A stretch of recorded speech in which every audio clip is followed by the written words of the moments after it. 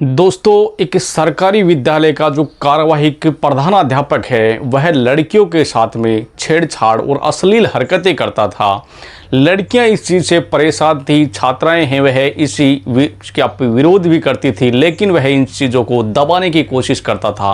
और उन्हें डराता धमकाता था, तो वो डर के मारे किसी को बताती नहीं थी। लगभग ये मामला है 1 साल तक यह सिलसिला चलता रहा, पर जो कार्यवाही के प्रधानाध्यापक है वह छात्राओं के साथ में अश्लील हरकतें करना, उनके साथ छेड़छाड़ करना, ऐसा जो मामला था वह लगातार चल रहा था और इसके अंदर एक शिक्षिका को भी शामिल बताया जा रहा है। तो दोस्तों, जो प्रधानाध्यापक होता है यानी कि एक गुरु का पद ऐसा होता है दोस्तों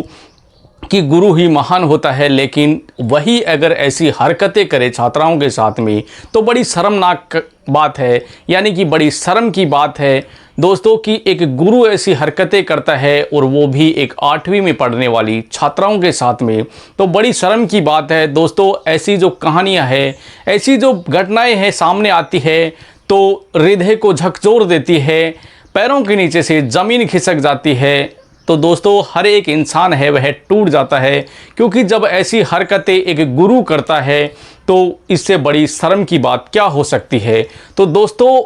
कहानी है बड़ी इंटरेस्टिंग रहने वाली है। चैनल पर अगर नए हो तो चैनल को सब्सक्राइब ज़रूर करें और वीडियो को लाइक करें। दोस्तों, ये जो कहानी है ये है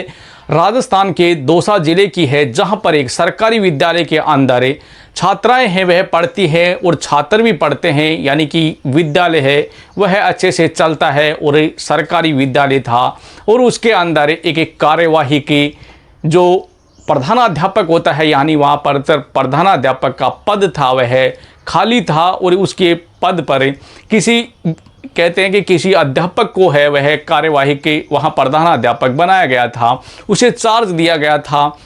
जिसका नाम था राजेंद्र गुर्जर, यानी कि वह उसे चार्ज सौंपा गया था और वह कार्यवाही के प्रधानाचार्य का पद है उसके पास में था। वह वहाँ पर प्रधानाचार्य बना हुआ था और वह 1 साल से लड़कियों के साथ में छेड़छाड़ करता था, उनके साथ अश्लील हरकतें करता था। लेकिन जब ये मामला है ग्रामीणों के पास में पहुँचा तो ग्रामीण है इस मामले की जांच के लिए कमेटी बिठाते हैं। गांव के अंदर एक पंचायत होती है और उसके अंदर बातचीत होती है, लेकिन कहते हैं कि जनप्रतिनिधि हैं और ग्रामीण हैं वह इस बात को दबा देते हैं कि चलो ठीक है, आज तो हो गया, आगे के लिए ऐसी कोई गलती नहीं होनी चाहिए। ऐसी समझाइश बुझाइश के बाद में मामला है शांत हो जाता है, लेकिन कहते हैं कि दोस्तों ऐसा मामला है वह रुकता नहीं है। अब जब ऐसा मामला शांत हो जाता है तो प्रधानाध्यापक की जो कार्यवाही प्रधानाध्यापक होता है उसका मनोबल और भी ज़्यादा बढ़ जाता है कि मामला तो रुक गया है, यानी कि मामला है शांत हो गया है,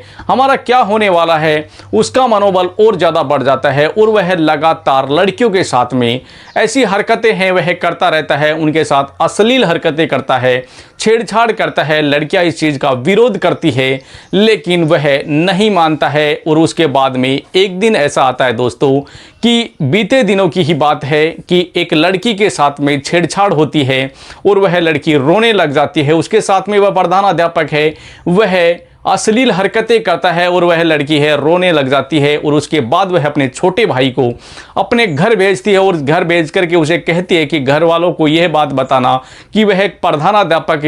अपनी ही मेरी बहन के साथ में ऐसा ऐसा कर रहा है। तो दोस्तों, वह जो लड़का है वह घर जाता है और घर जाकर के अपने माता पिता से कहता है कि उसके साथ में ऐसी घिनौनी हरकतें हो रही है, वह उसके साथ अश्लीलता कर रहा है। तो दोस्तों, उसका ताऊ जी आता है और आकर के वह मामले में उससे बातचीत करता है तो वह उसकी नहीं मानता है, लेकिन मामला है वह पुलिस तक पहुंच जाता है और पुलिस है जो बसवा पुलिस थाना है वहां पहुंच जाते हैं। थाना प्रभारी अपना जाब्ता लेकर के वहां पहुंच जाते हैं और पहुंच करके वहां पर मामले की जांच है वह देखते हैं कि मामला क्या है, आखिरकार मामला क्या है, उस मामले को देखते हैं। वहां पर देखते ही देखते काफ़ी बड़ी संख्या के अंदर ग्रामीण है वह भी इकट्ठे हो जाते हैं। वहाँ काफ़ी बड़ी संख्या के अंदर ग्रामीण लोग हैं वहाँ मौजूद मिल जाते जाते हैं और सभी के सभी यही बात कहते हैं कि इसके खिलाफ कार्रवाई होनी चाहिए, क्योंकि उसने एक नहीं काफ़ी लड़कियों के साथ में ऐसी हरकतें की थी। जब अन्य लड़कियों से भी पूछा जाता है तो लड़कियां सभी कहती है कि ये प्रधानाध्यापक है, ये हमारे साथ में भी छेड़छाड़ करता है, अश्लीलता करता है। तो दोस्तों प्रधानाध्यापक के से पूछताछ की जाती है, लेकिन प्रधानाध्यापक इस बात का कोई जवाब नहीं देता है और वह पुलिस है उसके ग्रामीणों को शांत करती है कि कैसे भी करके ग्रामीण लोग हैं वह शांत हो रही है, मामला है कहीं ज़्यादा तूल ना पकड़ जाए। तो पुलिस थाना प्रभारी होते हैं सचिन शर्मा, वह इस मामले की जांच करते हैं और जांच कर करके ग्रामीणों को शांत करते हैं, समझाते हैं, बुझाते हैं और उसके बाद में कैसे भी करके इस मामले को शांत करते हैं और जो प्रधानाध्यापक होता है उसे अपने साथ थाने ले जाते हैं और वहाँ पर पूछताछ करते हैं और उसके बाद में वहाँ पर कहते हैं कि दोस्तों पर जो शिक्षा अधिकारी होते हैं वो भी नहीं पहुंचते हैं और उसके बाद प्राथमिक शिक्षा अधिकारी है वह एक्शन लेते हैं और एक्शन लेकर के उसको वहां से निलंबन कर दिया जाता है और निलंबित कर कर के उसे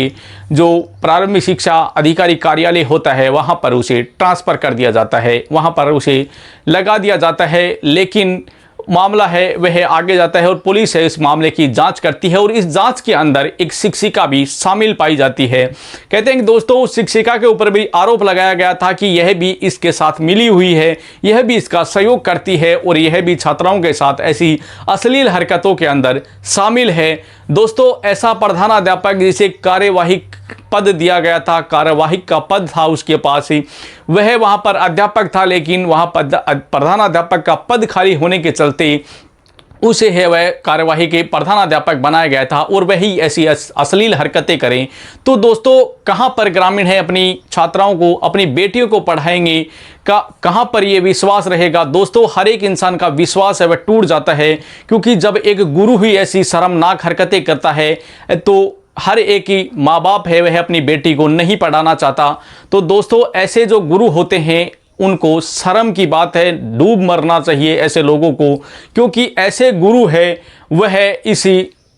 ऐसी जो युग है इसमें गुरु नाम पर एक कलंक है और वह जब बच्चे हैं पढ़ने के लिए जाते हैं तो वह गुरु के सामने जाते हैं तो कहते हैं कि नतमस्तक होते हैं, लेकिन जब ऐसा गुरु हो तो उसको प्रणाम करना भी गुनाह माना जाता है। दोस्तों कि ऐसा गुरु जो ऐसी शर्मनाक हरकतें करे उसको गुरु नहीं माना जाता, क्योंकि ऐसे जो गुरु हैं उनको तो नालत है ऐसे गुरुओं के ऊपर। दोस्तों और वो भी एक 8वीं की कक्षा की जो छात्राएं थी उनके साथ में ऐसी घिनौनी हरकत करे तो ऐसे लोगों के खिलाफ तो कार्रवाई होनी चाहिए। और ग्रामीणों ने है वह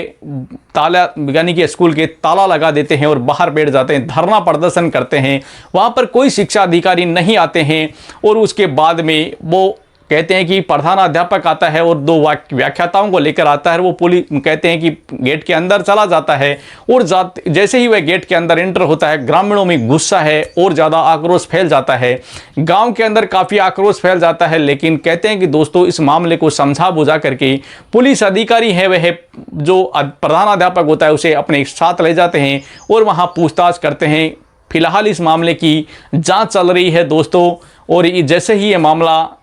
जांच में आएगा और प्रधानाध्यापक दोषी पाया जाता है तो उसके खिलाफ कड़ी से कड़ी कार्रवाई की जाएगी। तो दोस्तों ये जो कहानी आपको कैसी लगी कमेंट बॉक्स में ज़रूर बताना। और दोस्तों ये जो कहानी सुनाने का मकसद है यह किसी के दिल को ठेस पहुंचाना या किसी को परेशान करना नहीं है, जबकि समाज में जागरूकता लाना है ताकि हमारा समाज है वह जागरूक हो और जो हमारे सामने ऐसी घिनौनी हरकतें हो रही हैं इनसे कई हद तक हमें छुटकारा मिल सके। दोस्तों कहते हैं कि विद्यालय के अंदर जाते हैं और जो माँ बाप होता है उसके बाद माता पिता गुरु होते हैं, उसके बाद में ही कहते हैं कि एक शिक्षक ही एक गुरु होता है और वो ही शिक्षक ही जब हैवान बन जाए, जब ऐसी अश्लील हरकतें करने लग जाए तो कहते हैं कि दोस्तों कहाँ पर इंसान विश्वास करेगा। हर एक माँ बाप है वह अपनी बेटी को शिक्षा देने से वंचित कर देगा। जब ऐसी हरकतें अगर होने लग गई तो दोस्तों हर एक माँ बाप है वह अपनी बेटियों को घर से बाहर तक नहीं निकालेगा। जब शिक्षा के मंदिर के अंदर ऐसी अश्लील हरकतें हैं, ऐसे छेड़छाड़ के मामले जब सामने आ रहे हैं तो ऐसे गुरुओं को तो